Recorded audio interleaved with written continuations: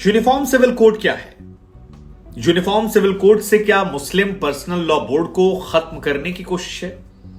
Uniform civil code का क्या सिर्फ और सिर्फ मुसलमानों पर असर पड़ेगा? यूनिफॉर्म सिविल कोड का क्या हिंदुओं पर भी कोई असर है? यूनिफॉर्म सिविल कोड आने से क्या जो दक्षिण भारत में परिवार में शादियां होती हैं वो प्रथा खत्म हो जाएगी?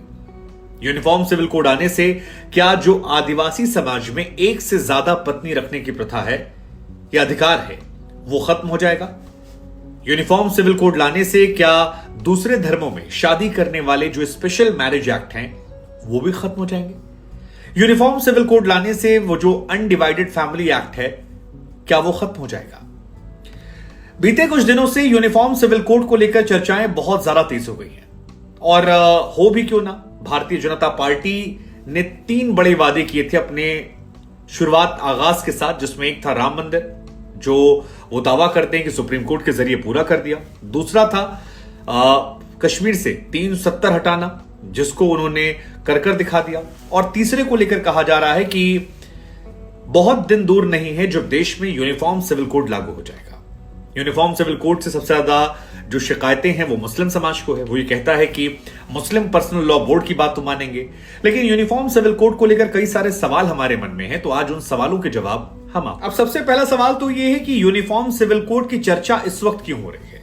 तो अगर आपको यह समझना है तो आपको प्रधानमंत्री मोदी का हाल फिलहाल का जो बयान है वो सुनना पड़ेगा, जिसमें प्रधानमंत्री कहते हैं कि एक ही परिवार के 2 लोगों के लिए अलग अलग तरह के नियम नहीं हो सकते हैं।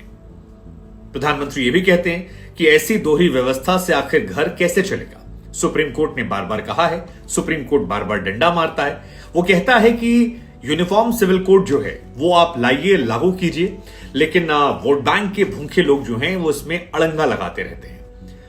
यूनिफॉर्म सिविल कोड यानी यूसीसी को हम लाएंगे और बीजेपी सबके साथ सबके विकास की भावना से काम कर रही है। ये प्रधानमंत्री का स्टेटमेंट है जब मंगलवार को बीजेपी कार्यकर्ताओं को संबोधित कर रहे थे।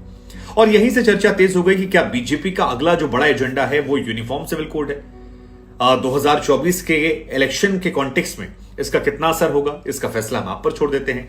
क्या यह मुसलमानों को उकसाने वाला मसला है, यह भी हम आप पर छोड़ते हैं। क्या यह देश में सबको बराबर करने का एक बड़ा मसला है, मौका है? यह भी अपने आप में एक बड़ा सवाल है जिसको लेकर चर्चा चल रही है। लेकिन अगर आपको यह समझना है तो आपको जानना पड़ेगा कि यूनिफॉर्म सिविल कोड है क्या, और यह बहुत ही आसान शब्दों में हम आपको समझाने वाले हैं। तो किसी भी देश में दरअसल 2 तरह के कानून होते हैं। एक होता है क्रिमिनल कानून और दूसरा होता है सिविल कानून। और यही जो आमतौर पर कानून है वो लगभग हर देश में पाए। अब क्रिमिनल कानून जो है उसमें आप चोरी, मारपिटाई, लूट, डकैती, हत्या या जितने भी आरोप हैं, प्रत्यारोप हैं, उनको लेकर आते हैं। अगर आप इंडिया के कॉन्टेक्स्ट में बात करेंगे तो इंडिया में क्रिमिनल लॉ जो है वो सबके लिए है। मसलन अगर एक गुनाह मुसलमान करता है तो उसको भी वही सजा मिलेगी जो एक हिंदू को मिलेगी, या एक सिख को मिलेगी, पारसी को मिलेगी, जैन को मिलेगी। यानी कि हमारे देश में जो क्रिमिनल लॉ है वो सभी के लिए एक है। और कई बार कहा था कि संविधान मतलब एक संविधान, लेकिन हमारे यहां सिविल कानून जो है वो अलग अलग है। मतलब क्रिमिनल में तो सब एक बराबर हैं, लेकिन जब आप सिविल में आते हैं तो यहां पर कानून अलग हो जाते हैं। सिविल में शादी ब्याह के बाद संपत्ति से जुड़ा जो मामला है वो सिविल में आता है। अब भारत में अलग अलग धर्मों में शादी, परिवार, संपत्ति को लेकर अलग अलग रीति रिवाज हैं, अलग अलग परंपराएं हैं, और यही वजह है कि कुछ पर्सनल लॉ जो हैं वो भी इसे कहते हैं। जैसे मुसलमानों की अगर बात की जाए तो मुसलमानों का अपना एक पर्सनल लॉ बोर्ड है और उनका शादी और संपत्ति का बंटवारा जो है वो पर्सनल लॉ के हिसाब से होता है। हिंदुओं की बात की जाए तो हिंदुओं को हिंदू मैरिज एक्ट जो है उसके तहत होता है। ईसाई और सिखों के लिए भी उनका अलग एक पर्सनल लॉ है।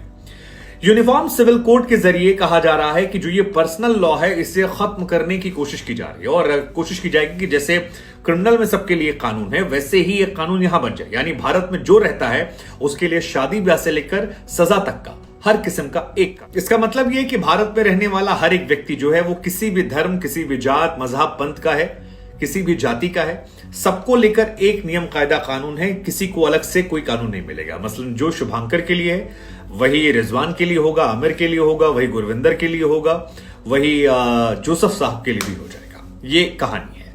अब फिलहाल अंतर क्या है? जैसे मुसलमानों की अगर बात की जाए तो मुस्लिम पर्सनल लॉ बोर्ड के तहत मुस्लिम पुरुष जो हैं वो 4 शादी करने की इजाजत रखते हैं। हालांकि मुस्लिम समाज की तरफ से तमाम लोग कहते हैं कि अब 4 शादियां कोई नहीं करता, लेकिन उन्हें इजाजत है इस बात की। ये कहा जाता है इस मुस्लिम पर्सनल लॉ बोर्ड की तरफ से, अगर वो करते हैं तो वो गैर कानूनी नहीं होगा, उन्हें सजा नहीं दी जाएगी कि उन्होंने 4 शादियां क्यों कर ली।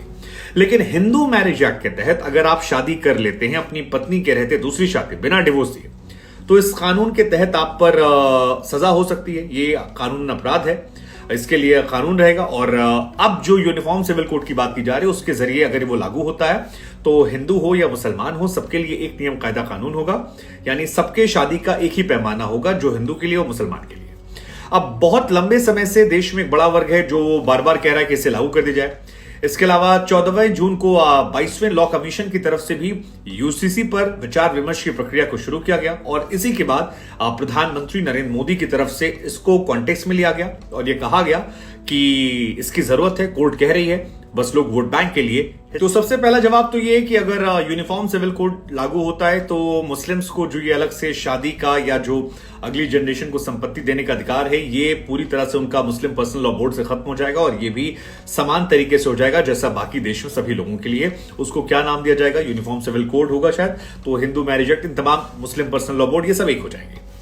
अब मुसलमानों का सबको पता है, 4 शादी की बात हो, संपत्ति ट्रांसफर की बात हो, शादी करने के तरीकों की बात हो, ये तमाम चीजें एक पैमाने पर आ जाएंगे। लेकिन हिंदुओं में जो आदिवासी समुदाय है उसे भी एक से ज्यादा शादी करने की इजाजत दी जाती है, तो क्या उस पर यह लागू हो जाएगा? तो आपको बता दें कि अनुसूचित जनजातियां यानी कि शेड्यूल्ड ट्राइब्स जो हैं, एसटी, उन समूहों की सरकारी लिस्ट जो आमतौर पर मुख्य समाज से अलग रहते हैं उनकी होती है और माना था कि अक्सर इनका एक अलग समाज होता है। कई बार देखा था कि रीति रिवाज अलग होते हैं, पहाड़ों में रहते हैं या जंगलों में रहते हैं, इनका अपना एक अलग अंदाज होता है। लेकिन अब यह माना जा रहा है कि जो इनको एक प्रिविलेज मिलता था, एक पुरुष एक से अधिक महिलाओं से शादी या फिर एक महिला की एक से अधिक पुरुषों से शादी, यूनिफॉर्म सिविल कोड आएगा तो इनसे भी यह हक छीन लिया जाएगा। और ये भी नाराज है, कहा जा रहा है कि 2016 में ही रीति रिवाजों और अपनी प्राथमिकताओं, अपनी कल्चर को बचाने के लिए सुप्रीम कोर्ट गए थे। खासतौर पर पूर्वोत्तर में ऐसे ट्राइब्स बहुत ज्यादा हैं और वहां पर यह माना जा सकता है कि जब यूसीसी को लागू किया जाएगा तो उसका बड़े पैमाने पर वहां पर विरोध जो है वो देखने को मिलेगा। हालांकि ऐसा नहीं कि पूर्वोत्तर में जितने राज्य हैं सभी जगह पर सभी आदिवासी समुदाय के लोग जो हैं वो एक सारा पत्नियां रखते हैं, लेकिन कई जगह पर उनको ये छूट है। लेकिन एसटी आबादी जो है वो ज्यादा कहां पर है आदिवासी समुदाय को लेकर, तो आप सिक्किम की बात करेंगे 33% है, आप मेघालय की बात करेंगे तो वहां तो 86% इनकी आबादी है, वहां बड़े पैमाने पर विरोध होगा। अरुणाचल में 68% है, मणिपुर में 40% है, नागालैंड में 86.5% उनकी आबादी है, त्रिपुरा में 31% है, मिजोरम की बात करेंगे तो 94% के अराउंड है, छत्तीसगढ़ में बात करेंगे 30% है, दादरा नगर हवेली में 52% है और लक्षद्वीप में तकरीबन 54% है। तो पूर्वोत्तर में इनकी आबादी बहुत ज्यादा है और ये मानकर चलिए कि वहां पर विरोध जो है वो ज्यादा हो जाएगा। हालांकि एक सवाल ये भी आता है कि शहरों में जो लिव इन कल्चर उसमें व्यवहारिक तौर पर आप कैसे रोकेंगे, क्योंकि लिव इन कल्चर तो हमने देखा है। एक सवाल और आता है कि दक्षिण भारत में जो हिंदू परिवार है जहां रिश्तेदारों में शादियां आपस में जाती हैं, क्या वो बंद हो जाएगी? क्योंकि वहां पर भी कई बार ये आरोप लगते हैं कि उनका भी एक अपना कल्चर है और कजिन्स के साथ शादियां हो जाती हैं। जैसे बिहार में माना जाता है कि अभी 3.2% लोग हैं जो कजिन्स शादी करते हैं, सर्वे में रिपोर्ट आई थी। तमिलनाडु में 26% लोग ऐसे हैं जो कजिन्स में ही शादी करवा देते हैं। इसके अलावा सरकारी आंकड़ों में तमिलनाडु में 10.5% लोग ऐसे हैं जो पिता की साइड के कजिन से और 13% मम्मी की साइड के कजिन से और 3.5% महिलाएं अंकल की साइड से कजिन से वहां से शादियां कर लेते हैं। अब यूनिफॉर्म सिविल कोड लागू होगा तो इसका सबसे बड़ा असर यह होगा कि जो मुस्लिमों में कजिन से शादियां होती थी वो कजिन से शादियां नहीं कर पाएंगे और उसी तरह दक्षिण भारत में जो हिंदू परिवार भी अपने कजिन में शादियां करते थे वो कजिन वाली शादी जो है वो कैंसिल हो जाएगी। यूनिफॉर्म सिविल कोड जो है वो मुख्यतः 5 चीजों के इर्द गिर्द रहने वाला है, जिसमें सबसे पहले शादी की जो मिनिमम एज है वो हिंदू, मुसलमान, सिख, ईसाई, पारसी, जैन, एक्स्ट्रा जो जितने भी रिलीजन्स हैं सभी रिलीजन्स को लेकर एक हो जाएगी। यानी अगर हिंदुओं में वो 18 साल है तो मुस्लिम भी 18 साल होगा, जैन में 18 साल, पारसी, बौद्ध हर जगह 18 साल हो जाएगा। दूसरा है शादी के बाद विमेन के जो राइट्स होते हैं, मतलब महिला को क्या क्या अधिकार है, चाहे वो प्रॉपर्टी का हो, बाकी चीजों का हो, वो सबको लेकर एक समान होगा। ऐसा नहीं हो कि इस धर्म को लेकर अलग है, इस धर्म को लेकर अलग है। तीसरा, तलाक की जो प्रक्रिया है, यानी अलग सेपरेशन होने की जो तरीके हैं वो अभी, क्योंकि मुसलमानों में अलग है, मेहर देनी पड़ती है, हिंदुओं में अलग तरीका है, कोर्ट कचहरी, वो सारा एक तरीके का हो जाएगा, सबके लिए समान है। इसके अलावा पोस्ट डिवोर्स जो महिलाओं के भरण पोषण का अधिकार है वो भी एक मान लिया जाएगा, तो ये भी एक वो है। और इसके अलावा बच्चे के गोद लेने का अधिकार जो है वो भी एक मान लिया जाएगा। तो कुल मिलाकर ये काफी ज्यादा अलग हो जाएगा। हिंदुओं में शादियों के लिए संसद से 1956 में कानून बना दिया गया था और उसमें माना गया था। अब यूनिफॉर्म सिविल कोड आएगा तो यही पैमाना जो है माना जा रहा है मिलता जुलता सभी के लिए। एक सवाल, एक डर लोगों के मन में यह भी है कि क्या यूनिफॉर्म सिविल कोड आने से दूसरे धर्मों में जो शादी की जाती है, स्पेशल मैरिज एक्ट, वो बदल जाएगा? क्योंकि ये माना जाता है कि 1954 में एक सिविल मैरिज या रजिस्टर्ड मैरिज के लिए कानून बना है और कुछ शर्तों के साथ आप दूसरे रिलीजन में शादी कर सकते हैं, यानी दो अलग अलग धर्मों जातियों के लोगों को शादी रजिस्टर्ड कराने, मान्यता देने के लिए यह बनाया गया है।